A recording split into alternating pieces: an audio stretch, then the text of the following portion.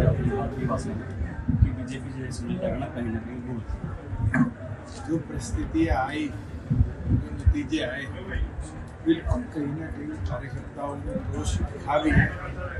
और आगे की परिस्थितियों में मैं तो एक चीज कह सकता हूँ, कल भी एक दुष्प्रचार चलाया गया, कानूनी कार्रवाई भी हम कर रहे हैं, सख्त कानूनी कार्रवाई उनके विरुद्ध भी करेंगे जो इस प्रचार की दुष्प्रचार कर रहे हैं।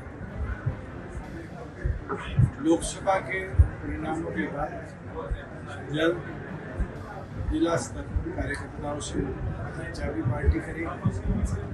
प्रदेश की जो आज स्थिति बनी है, चाहे लॉ एंड ऑर्डर सिचुएशन, पिछले 2 दिनों के अंदर देश के 6 जिलों में जिस तरह वारदातें हुई,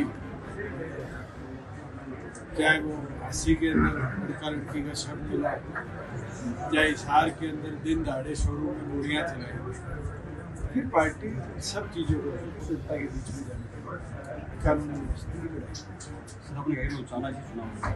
मेरे को तो ना पहले कभी शक था ना आज है, जिम्मेवारी उठाना की जनता ने दी है, मजबूती के साथ निभाई भी है, आगे भी जब तक जो मैं निभाऊंगा और आगे भी ये जिम्मेवारी को लेकर विधानसभा चुनाव में 16% लेकिन लोकसभा चुनाव में एक कम वोट क्या करना। कई परिस्थितियां नहीं, चाहे वो 2 राष्ट्रीय पार्टियों के बीच में वोट बंटना, चाहे संविधान बचाने की लड़ाई को मोदी के तौर पर ले जाना, चाहे किसान आंदोलन, इन सब की जिला स्तर पर जाकर समीक्षा भी करेंगे और फिर आगे कैसे कार्रवाई उसके ऊपर कार्यकर्ता से चर्चा। आपने कहा कि आप जेल से आ रहे हैं तो आपका आरोप वीरेंद्र सिंह लगाती है कि उन्होंने पुलिस अपने नाम से बनाया।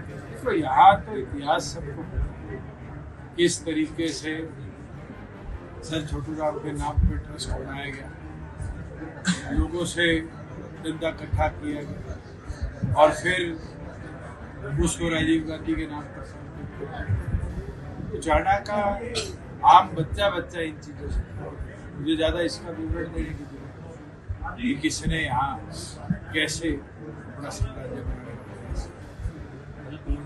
का सामने आने लगी 2-3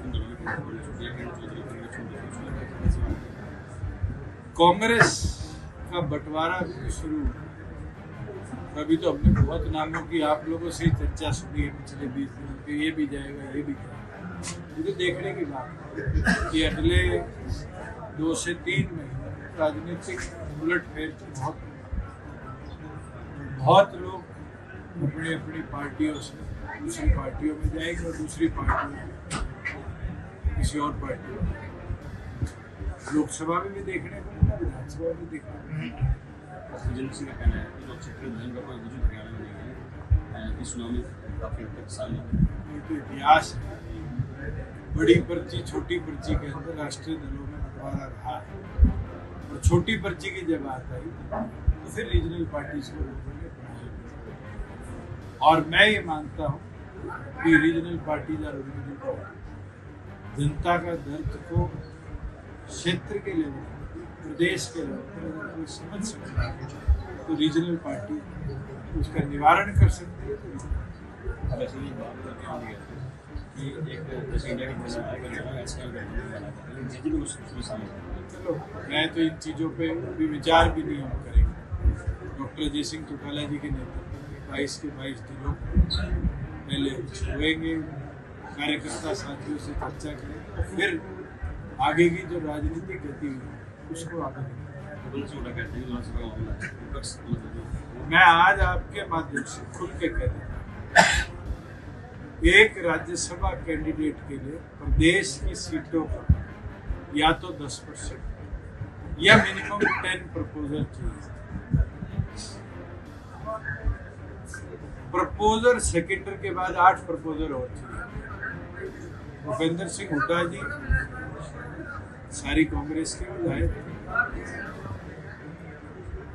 मैं तो बलराज कुंडू से भी निवेदन करूँ सारे इकट्ठे हो, सामाजिक तौर पर कोई एक साथी को सबसे पहला नाम प्रपोजल और सेकेंडरी में होगा तो दुष्यंत चौटाला और मीना, और हम वो लड़ाई लड़े। और अगर उनमें दम नहीं है तो फिर फॉर्म हम भरना शुरू करते हैं उनके पास अगर हमारे पास 2 की 3 की कमी रही, जो विधायक है उनके साइन करा तो बीजेपी से हम टक्कर भी लेंगे और राज्यसभा में नहीं। सर दीपेंद्र हुड्डा कहते हैं कि जेजेपी की और इनेलो की लड़ाई तो नोटा से रह गई है, क्योंकि इतने वोट बैंक इस तरह नीचे चला गया कि उनको इतिहास से सीखना चाहिए,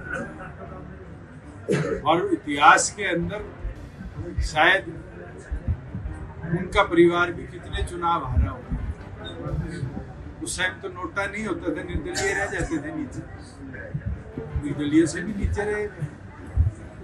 तो जनता जनार्दन है, जनता अगर मन बढ़ाएगी तो जनमत साथ भी आएगा और मजबूती भी आएगी। सर उचाना के अंदर 12 तारीख को एक मीटिंग है, उसके अंदर एक ऐलान करने की कोशिश कर रहे हैं नीचे वाले सभी संगठन कि कोई ऐसा कैंडिडेट देंगे जो उचाना के लिए हो। ये परिवारवाद जो दुष्यंत चौटाला का और वीरेंद्र सिंह का है, इनको इनसे दूर करने की कोशिश करें। उचाना की जनता का आभार प्रकट करता हूँ कि उनने जो साथ दी, जितना दी, कोई कमी रही मैं मेरी कमी मानता हूँ कि शायद मैं बड़ी पर्ची के लायक कमियां पूरी नहीं कर।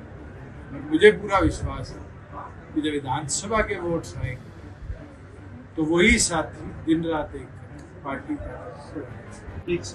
जो पेपर लीक का मामला है, काफी बहुत गंभीर मामला है। जिस तरह का रुख केंद्र सरकार का रहा है, जहां एग्जामिनेशन बॉडी के प्रेसिडेंट को, चेयरमैन को हटा दिया गया रातों रात, नए की नियुक्ति कर दी गई, जिस तरीके से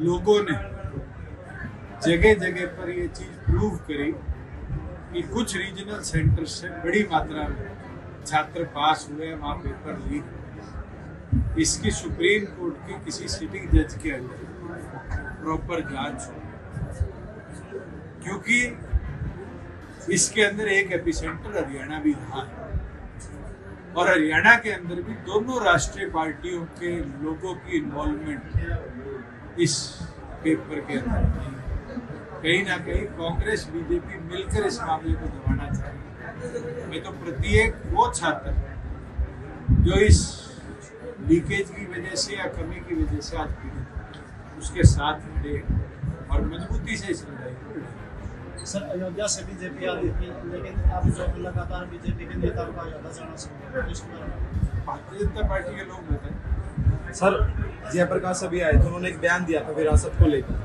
कि विरासत हमेशा पुरुष या पहला बेटा होता है। ऐसे में तो किरण चौधरी ने बयान दे दिया। विरासत तो जनता ने देनी है, वो पुरुष को दे, महिला को दे, बेटे को दे, पोते को दे, जनता तय करेगी विरासत किसकी है। शायद उनके घर में भी विरासत की लड़ाई न शुरू होगी कि अगला चुनाव कौन लड़ेगा, कैसे बंटवारा हो, तो उससे कहीं ना कहीं पीड़ित होकर इस तरह के बयान सुने। सर अभय चौटाला ने बयान दिया कि जब तक चुनाव लड़ूंगा इलाहाबाद से लड़ूंगा। All the best.